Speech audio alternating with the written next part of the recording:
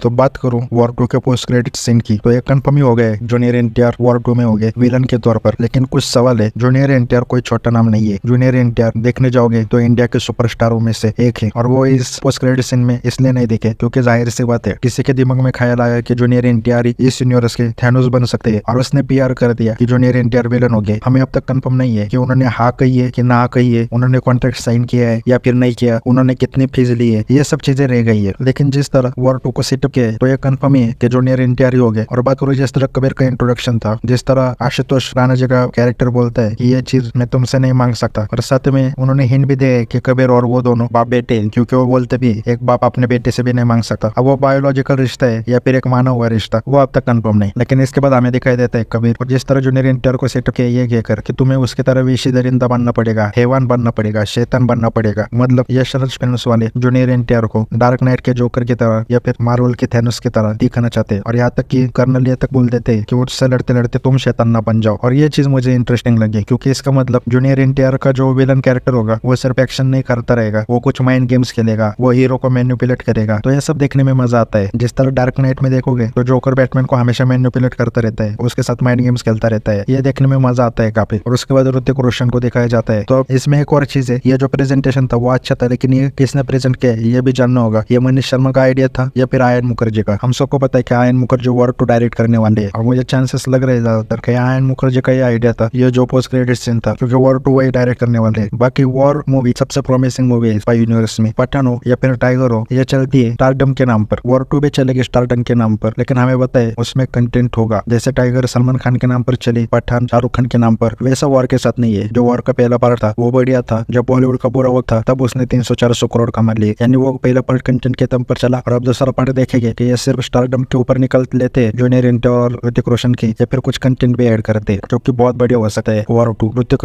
रोशन जैसा better actor और junior NTR जैसा एक्टर, और दोनों के बात एक अच्छी है कि दोनों अच्छे डांसर है। तो वॉर 2 में कुछ चीजें तो चाहिए, एक अच्छा डांस नंबर, क्योंकि दोनों अच्छे डांसर है। वो मैं समझ भी सकता हूँ, जूनियर एनटीआर विलन और हीरो है तो वो अच्छा नहीं लगेगा दोनों को एक साथ नाचते हुए देखना। लेकिन देखेंगे